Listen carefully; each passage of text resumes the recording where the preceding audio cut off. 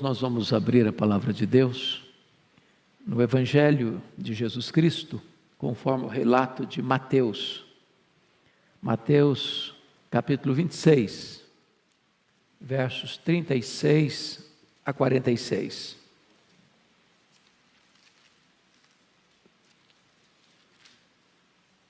Mateus 26, 36 a 46. Jesus no Getsêmani. Está escrito: em seguida foi Jesus com eles a um lugar chamado Getsêmani e disse a seus discípulos: assentai-vos aqui enquanto eu vou ali orar. E levando consigo a Pedro e aos 2 filhos de Zebedeu, começou a entristecer-se e a angustiar-se. Então lhes disse: a minha alma está profundamente triste até a morte. Ficai aqui e vigiai comigo. Adiantando-se um pouco, prostrou-se sobre o seu rosto, orando e dizendo: meu Pai, se possível, passe de mim este cálice.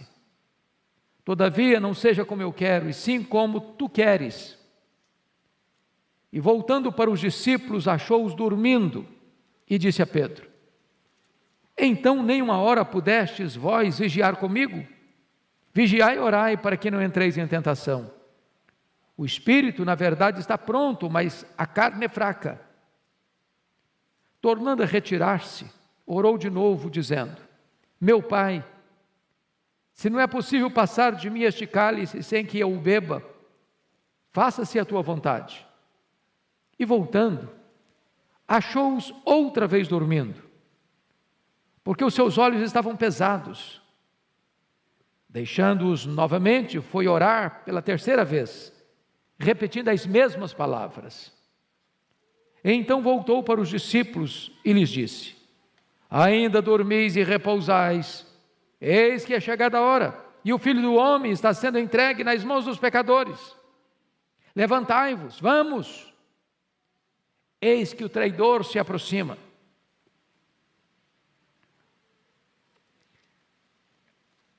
Meus amados irmãos, na terça-feira da chamada Semana da Paixão, somos informados pelo evangelista Marcos que os principais sacerdotes e os escribas tramavam a prisão de Jesus, a traição, com o propósito de matá-lo depois da festa da Páscoa.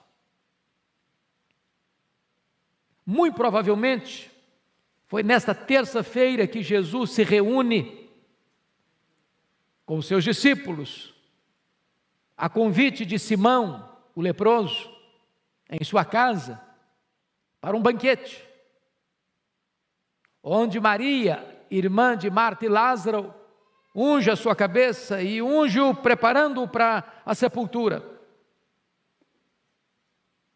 É provável que seja nessa terça-feira que, frustrado com o fato de Maria ter derramado aquele perfume caro sobre a cabeça de Jesus, avaliado em mais de 300 denários, e ele era ladrão e queria embolsar esse dinheiro, e que ele saiu dali, de Betânia, para ir a Jerusalém, vender Jesus para o Sinédrio, para os membros principais do Sinédrio. E então, na quinta-feira, Jesus no cenáculo se reúne com os seus discípulos para celebrar sua última Páscoa e transicionar a Páscoa judaica para a Santa Ceia, o sacramento da ceia. E ali Jesus Cristo ensinou as lições mais preciosas para os seus discípulos. Falou para eles do céu, falou para eles da segunda vinda, falou para eles do derramamento do Espírito Santo, prometeu a eles a sua paz. Ali o Senhor Jesus Cristo lavou os pés dos seus discípulos. E ali no cenáculo, Satanás entrou em Judas, o traidor. depois de inaugurar a nova aliança em seu sangue, instituindo a ceia, Jesus cantou um hino e saiu com seus discípulos naquela noite fatídica, quando o sinédrio tramava a sua morte, quando os bastidores eclesiásticos já conspiravam contra Jesus. Também Jesus alerta Pedro que naquela noite Pedro negaria. E então eles saem do Monte Sião, do cenáculo, descem as encostas, atravessam o Vale do Cedron e penetram no jardim do Getsêmani, lugar conhecido e costumeiro onde Jesus orava. Aquele local tinha ali oliveiras, ali também tinha prensa de azeite, as azeitonas eram esmagadas, e diz a Escritura que quando Jesus entra nesse jardim para a oração, ele deixa 8 dos seus discípulos para trás e chama Pedro, Tiago e João, diz: vem comigo. E aí ele abre o coração para eles. E aí ele admite para eles a sua angústia, a sua dor, a sua tristeza. E ali Jesus passa por aquilo que nós chamamos do vale mais profundo da dor e do sofrimento, seu Getsêmani. À guisa ainda de introdução, eu quero dizer a você que, embora usemos esse texto para retratar o vale da nossa dor, o Getsêmani foi único na vida de Jesus. Nenhum ser humano jamais terá condições sequer de entender plenamente o que Jesus enfrentou no Getsêmani. Nenhum ser humano jamais vai enfrentar a dor e o sofrimento que Jesus suportou no Getsêmani. Por mais atroz que seja a dor, por mais amarga que seja a angústia, por mais dolorosa e prolongada que seja a experiência de sofrimento que você venha a passar, jamais você e eu saberemos o que foi o sofrimento de Jesus. Porque ali não foi apenas um sofrimento físico. Ele estava sendo preparado ali certamente para enfrentar a cruz. Ele sabia dos pregos que haveriam de rasgar as suas mãos, que haveriam de cravar os seus pés. Ele sabia também o sofrimento emocional de ser cuspido pelos homens. Ele sendo o Criador, o Rei da Glória, o Deus bendito eternamente. Ele sabia do seu sofrimento moral de ser crucificado entre 2 ladrões e salteadores, como um criminoso. Mas certamente a dor mais aguda, a dor mais terrível e amarga, que ele chamou de um cálice, passe de mim este cálice, foi a sua dor espiritual. Foi entender que aquele cálice se tratava da terrível e profunda e justa ira de Deus, que devia cair sobre a sua, a minha, a nossa cabeça, e que Jesus toma gota a gota, sorvendo todo aquele cálice da ira de Deus, que devia cair sobre nós. Pois bem, amados, eu gostaria que você olhasse comigo que esta experiência de Jesus retrata para você e para mim hoje as provas que nós enfrentamos nos vales da vida, com essa diferença de proporção. Eu sei que 2020 parece que não acabou. Nós só mudamos o calendário, mas a luta continua, da mesma natureza, com as mesmas preocupações, talvez com reverberações ainda mais densas e pesadas. Eu não sei a história de cada um, mas quando você caminha no meio de uma multidão e às vezes olha aquela multidão passando, indo, vindo, passando, indo e desaparecendo das suas vistas, cada pessoa esconde uma história de dor. Seja um jovem, seja um homem maduro, uma mulher madura, seja uma pessoa de cabelos brancos, ou já com a sua face sulcada de rugas.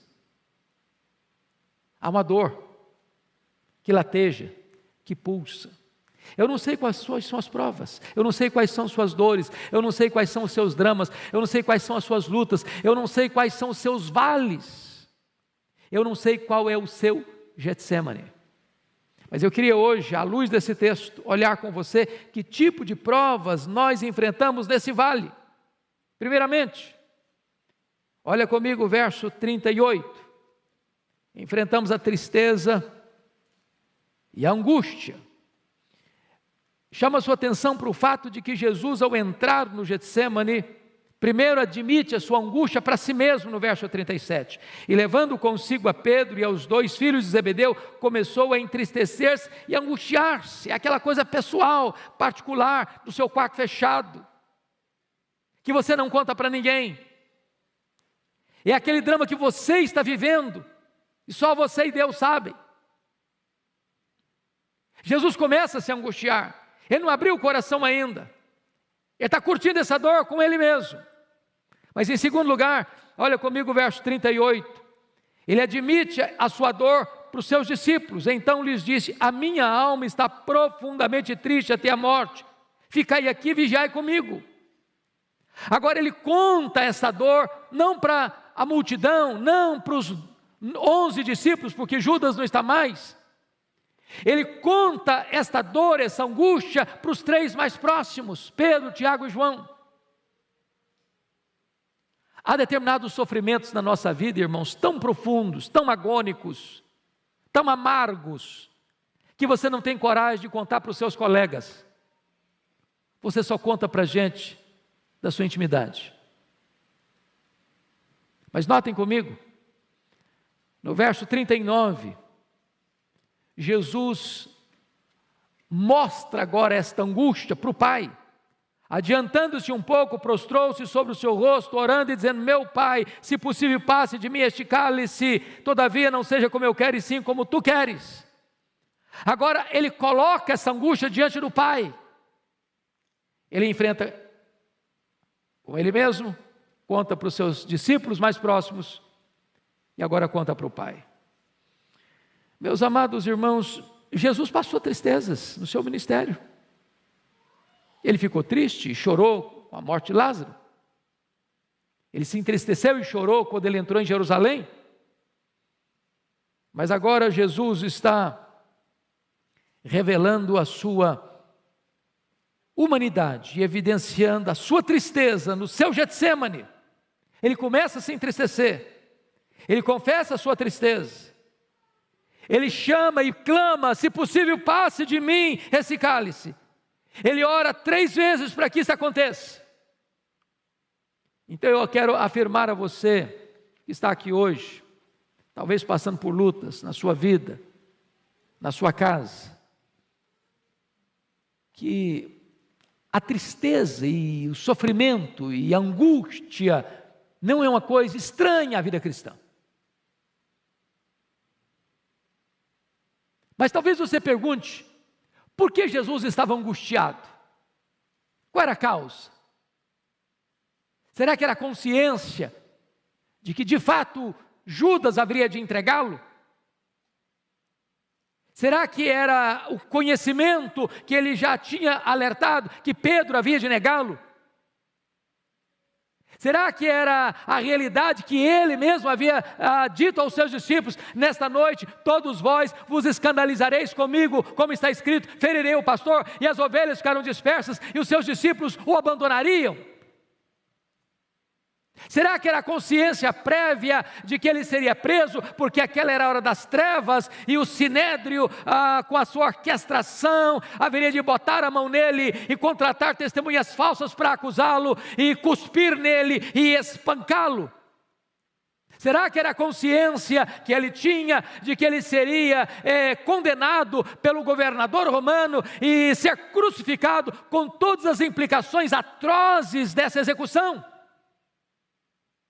E certamente, amados irmãos, não obstante ter o aspecto temporal desse sofrimento, físico desse sofrimento, moral desse sofrimento, o sofrimento de Jesus é eminentemente espiritual.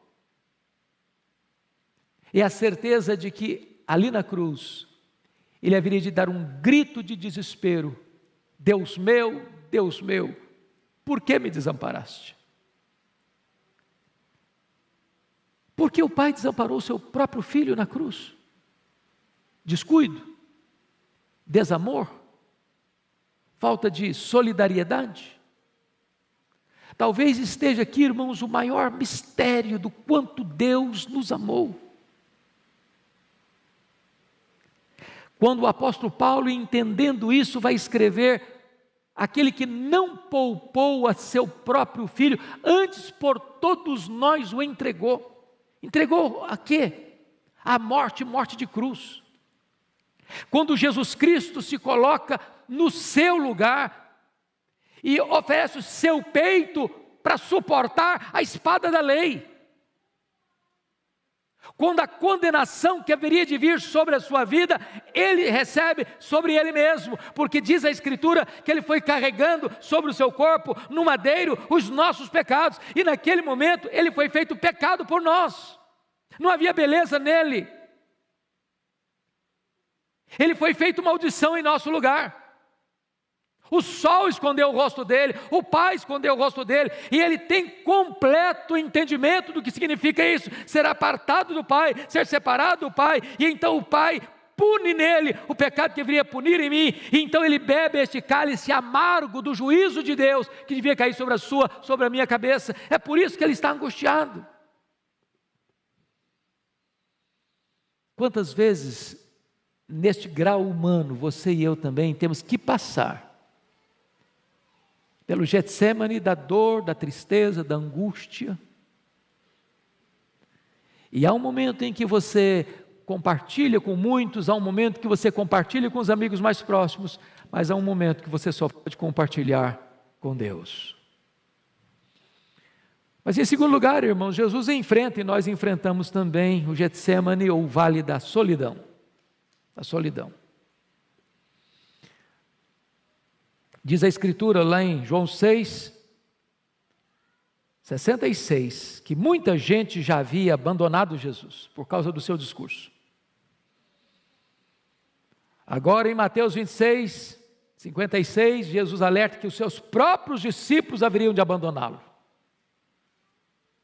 Mas pior do que tudo isso, foi Jesus suportar o abandono do próprio Pai. Deus meu, por que me abandonaste? Muitas coisas Jesus disse às multidões que o acompanhavam. Outras coisas Jesus disse para os 70. Outras coisas Jesus disse para os 12. Outras coisas ele disse só para os 3 mais achegados. Mas na hora da sua luta mais profunda, quando ele suava sangue, ele estava literalmente sozinho. Você sabe disso. As dores mais fortes que saltam e saltejam e pulam e pulsam na nossa alma são aquelas que nós as enfrentamos nas noites escuras da alma, sem falar para ninguém. Só Deus sabe, só Deus vê, só Deus sonda. É a solidão. Foi o que Paulo sentiu na masmorra mamertina, na antessala do martírio, quando ele diz: todos me abandonaram. E ele disse ainda: na minha primeira defesa ninguém foi a meu favor. É aquele momento da solidão, e Jesus passou, e nós vamos passar também. Passar também. Mas notem comigo, amados, uma terceira coisa. Jesus enfrentou o vale, a prova, o Getsêmani da ingratidão. Se você parar para imaginar que Jesus chama Judas Iscariotes como um apóstolo, se você imaginar que Jesus capacita este homem, treina este homem para pregar, e ele prega. Se você imaginar que dentre os 12 que Jesus chama, a única pessoa que recebe um cargo de confiança foi Judas Iscariotes. Se você parar para imaginar que até mesmo na hora em que Jesus sabe que Judas é um ladrão, que Judas é do diabo, que Judas vai traí-lo, que Judas já o vendeu para o sinédrio, ainda Jesus lava os seus pés. Se você imaginar que quando Judas capitaneia a turba que vem armada até os dentes para prender Jesus como se ele fosse um perigoso criminoso, e Judas entra para liderar a turba, para dar a senha para que Jesus seja preso, deposita na face santa de Jesus o beijo traidor, e Jesus o chama de amigo. Se você imaginar que Pedro, que garantiu a Jesus que ainda que todos o abandonassem, ele jamais, porque estava pronto a ir com ele para a prisão e para a morte, e Pedro vai negá-lo covardemente. Se você parar para imaginar que todos os outros disseram, não, nós estamos prontos a ir contigo também para a prisão e para a morte, e todos fugiram acovardados. O que Jesus está enfrentando aqui é o drama da ingratidão. Ingratidão. E sabe, amados, talvez das dores da alma, uma das mais profundas, é quando as pessoas em quem você investiu, viram as costas para você, ou apunhalam você pelas costas, nas horas mais cruciais da sua vida. É o que Jesus está enfrentando, e que talvez nós um dia enfrentaremos.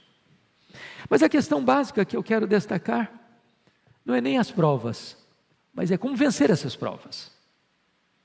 Como Jesus venceu essas provas? Primeiramente, através da oração. E sabe, Jesus deixou isso claro para os seus discípulos. Jesus tinha consciência daquela hora. Os discípulos deviam ter consciência dessa hora, porque saber que nos bastidores a coisa estava densa, eles sabiam. E Jesus os alertou, vigiai e orai, para que não entreis em tentação. E Jesus então, diz a Escritura, ele vai orar. E quando Jesus vai orar, ele tem 5 aspectos muito claros da sua oração. Primeiro, olhem comigo, amados irmãos, por gentileza. Jesus ora com humilhação. Pensa comigo nisso. Eu, quando leio esse texto, eu fico com o coração compungido, porque Jesus é o Rei da Glória, Ele é o Criador do universo. E diz a Bíblia que Ele se prostra, com o rosto no chão.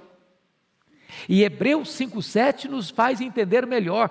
Ele ofereceu clamores ao que podia libertá-lo da morte, com forte clamor e lágrimas. Jesus não está só orando, não, Ele está chorando. Ele não está só orando e chorando, não, Ele está prostrado. Ele não está apenas orando, chorando e prostrado, não, Ele está com o rosto no chão. O Rei da Glória está orando de forma a prostrar-se com o rosto em terra. Mas em segundo lugar, irmãos, a oração de Jesus não foi só uma oração de humilhação, foi também de intensidade.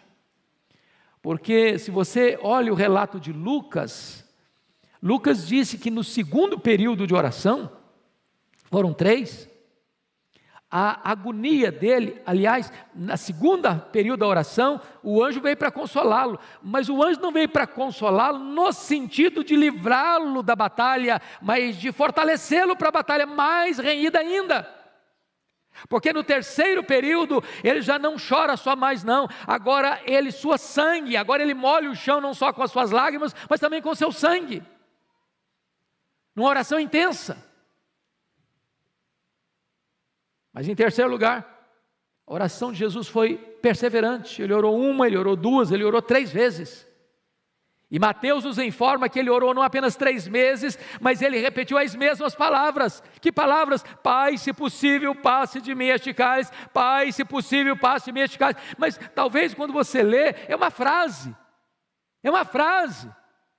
Mas o primeiro período de oração de Jesus durou pelo menos 1 hora, porque a queixa de Jesus com Pedro foi essa: nem 1 hora pudeste vigiar, nem 1 hora. Eu não sei se você tem o hábito de orar, mas se você não tem, experimente dobrar os seus joelhos e orar 1 hora ininterruptamente. Sabe o que vai acontecer? você não vai ter assunto. Não vai ter. Quem não tem o hábito de orar, ora 5 minutos, não tem mais nada para falar.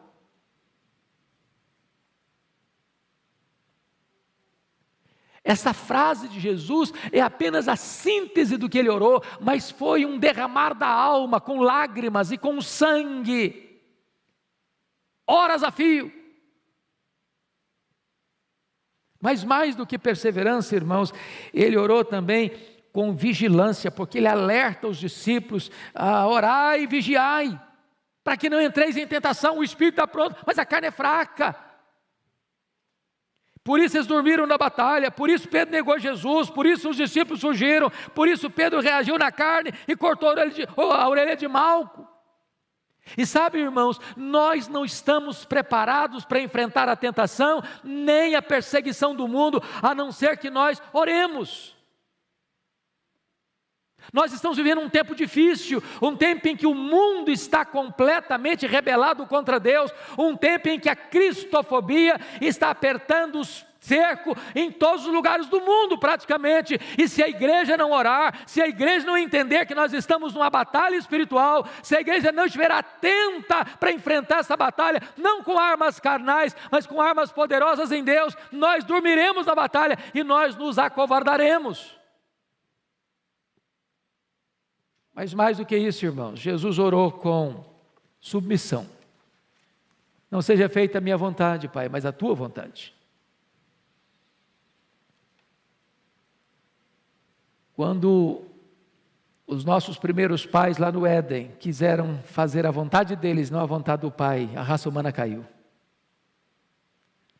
Mas quando Jesus disse, não seja a minha vontade, mas a tua vontade, e submeteu a vontade eterna do Pai, então os pecadores podem ser redimidos, e redimidos pelo sangue do Cordeiro.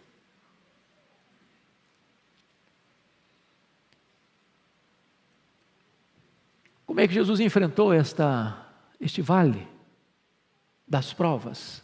Em terceiro lugar, ele enfrenta, meus amados irmãos, com plena, profunda e segura confiança no Pai. É Marcos 14:36 que nos informa isso, que Jesus se dirigiu ao Pai chamando de Abba Pai. Só Marcos nos informa isso. E esta é uma expressão que poderia ser a mesma de um filho pequeno se dirigindo ao seu pai, dizendo papai. Naquela confiança segura, plena, no descanso, de que o pai está no controle, de que o pai sabe o que faz, de que o pai não vai desamparar, que o pai não vai deixá-lo só. Tem horas, irmãos queridos, que esta confiança em Deus é que nos dá a vitória nas provas da vida. É você saber que você pode estar fraco, você não tem força em você mesmo, mas você diz, Abba Pai, Paizinho, eu sei que Tu me conheces, eu sei que Tu me amas, eu sei que o Teu plano é perfeito, eu sei que Tu estás comigo, eu sei que Tu não vais me desamparar, eu sei que Tu vais me restaurar, eu sei que Tu vais me dar força, e então você diz, Abba Pai, confiança, segurança. Mas em terceiro lugar, irmãos, Jesus enfrenta este vale da prova buscando solidariedade. Preste bem atenção nisso. Jesus era perfeitamente Deus, Jesus era perfeitamente homem. Quanto Deus, ele não precisa da solidariedade humana, ele é Deus, autossuficiente, onipotente, todo-poderoso. Ele chegou a dizer para Pedro, quando sacou a espada para decepar a orelha de Malco, guarda essa espada, se eu precisasse de ajuda eu rogaria ao Pai, Ele me mandaria aqui mais de 12 legiões de anjos, mais de 72 mil anjos. Mas conquanto o homem, expressando a sua completa natureza humana, ele pediu solidariedade, ficai comigo, vigiai comigo. Há momentos, irmãos, que nós enfrentamos lutas também. E nestas horas nós precisamos ter a coragem de fazer o que Jesus fez. Fica comigo. Vigia comigo. Eu preciso de você. Preciso da sua companhia. Preciso da sua presença. Foi o que Paulo fez com Timóteo. Ó Timóteo, procura vir ter comigo depressa. Eu preciso de um ombro amigo. Eu preciso de alguém do meu lado. Venha rápido, venha no inverno. Quando você vier, traz o Marcos com você. Eu preciso de gente do meu lado. Quem são os seus amigos? Para quem você pode dar um telefonema e dizer, venha para cá? Com quem você tem liberdade de dizer, olha, eu preciso que você venha não só orar por mim, mas venha orar comigo.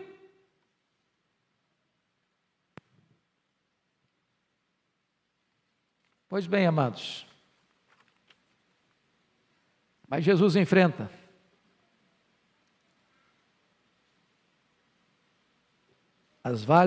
o vale da prova e da dor através da sua coragem.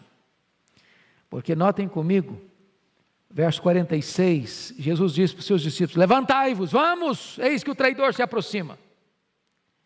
Ele não ora para fugir, ele ora para enfrentar. Oração não é método de fuga, oração é capacitação de enfrentamento.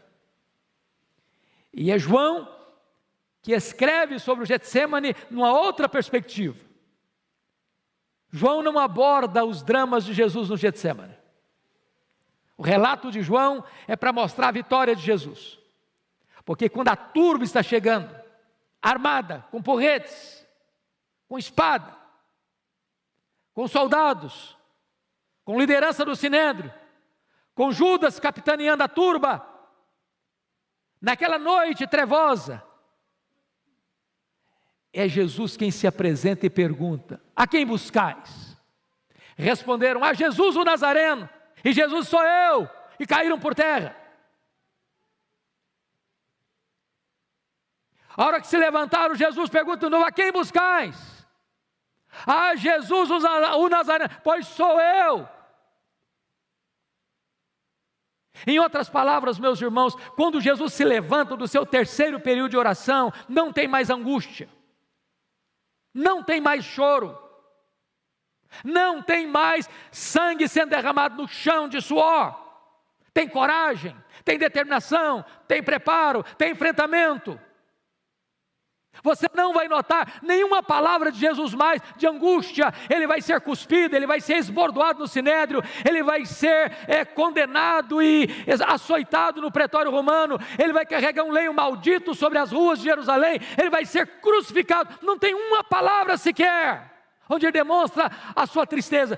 Sofrimento sim, tenho sede, mas triunfo, vitória, segurança, vitória e determinação. E ele encerra dizendo, está consumado, Pai, nas tuas mãos eu entrego o meu espírito. Amados irmãos, é muito importante você entender isso, que nós precisamos de orar para termos coragem, coragem.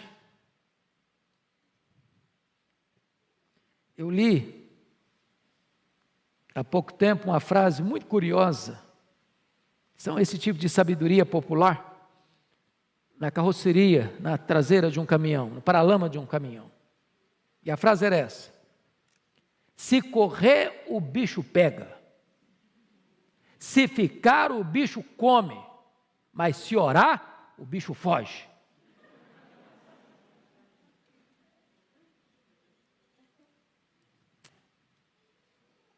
É preciso de orar, queridos.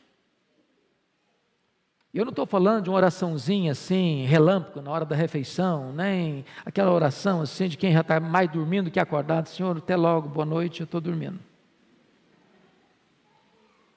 Eu estou falando de batalha na oração.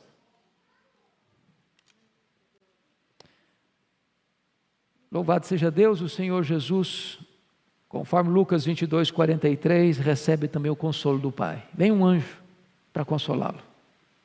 Eu quero dizer para você que se a luta é grande, se a prova é profunda, se o vale é escuro, se você está passando pela prova, se a sua família está passando pela prova, eu quero dizer a você que Deus é o Deus também que traz consolo. Ele enxuga as lágrimas, Ele apruma você, Ele anima você, Ele prepara você, Ele equipa você para enfrentar suas lutas. Você não está sozinho. Você é fraco, mas Deus é forte. Você não tem força, mas Ele fortalece os seus braços e adestra os seus braços para a batalha. Você não tem coragem, mas é Ele quem dá coragem para você. E mais tarde o Senhor derramou o seu Espírito, e aqueles homens acovardados viraram gigantes.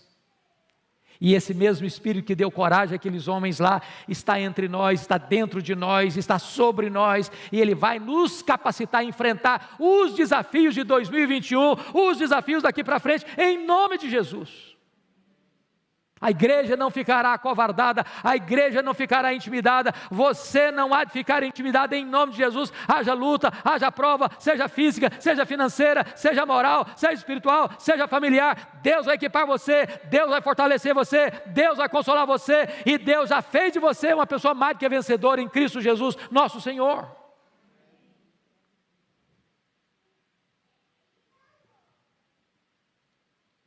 Eu quero concluir dizendo que Jesus entrou no Getsêmani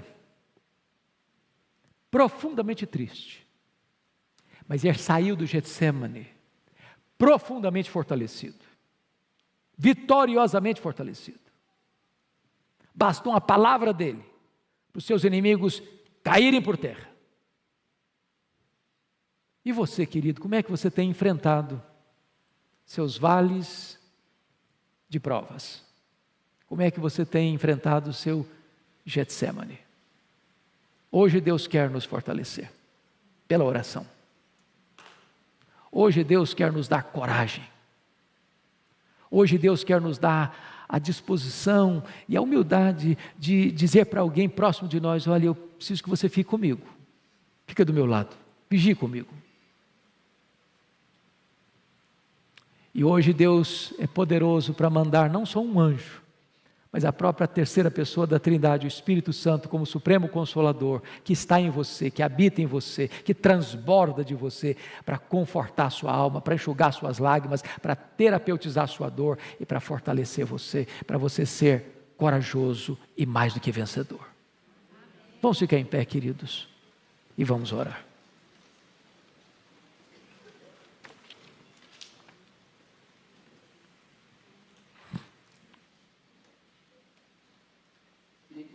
E por um instante os seus olhos e trouxesse à sua mente, à sua memória, quais são as lutas que você e a sua família estão enfrentando neste começo de ano. Quais são seus temores? O que é que tem preocupado você, tirado o seu sono?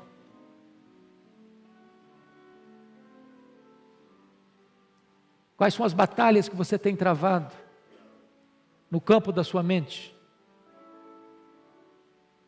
O que é que ronda a sua alma? Nas suas noites indormidas, nas suas madrugadas insones?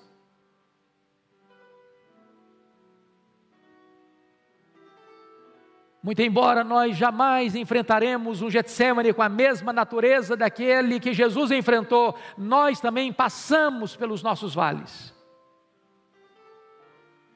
E como Jesus enfrentou, seus princípios são os mesmos para nos dar vitória. E hoje eu gostaria que você saísse daqui, meu amado irmão, não como alguém acovardado, não como alguém com medo, não como alguém que está anteriormente já derrotado pelas circunstâncias, mas entender uma coisa: o Abba Pai, o seu Pai, está no controle, Ele ama você, Ele cuida de você, Ele sabe o que você está passando, e Ele é poderoso para consolar você e dar vitória a você nessas lutas e nessas provas. Senhor Deus, em nome de Jesus, nós oramos para que Tu tragas consolo para a nossa alma, força, ânimo para o nosso coração. Tu bem conheces as lutas que cada pessoa aqui vive e passa. Aquelas, Deus, que muitas vezes nem sequer são compartilhadas com um amigo mais próximo, mas Tu conheces. Em nome de Jesus, segura firme na nossa mão. Adestra as nossas mãos para a batalha, Senhor. Fortalece a tua igreja, anima a tua igreja, ensina-nos, Deus, a orar, e orar. Ensina-nos, Deus, a termos vitórias na oração, para que ao entrarmos no nosso Getsemane, embora tristes e abatidos, saiamos dele, Senhor, encorajados e vitoriosos. Abençoa a tua igreja, abençoa o teu povo, aqueles que estão nos acompanhando, Deus, nos diversos lugares do mundo, onde cada um estiver, põe a tua mão de graça, de poder e de restauração. É a nossa oração em nome de Jesus. Amém.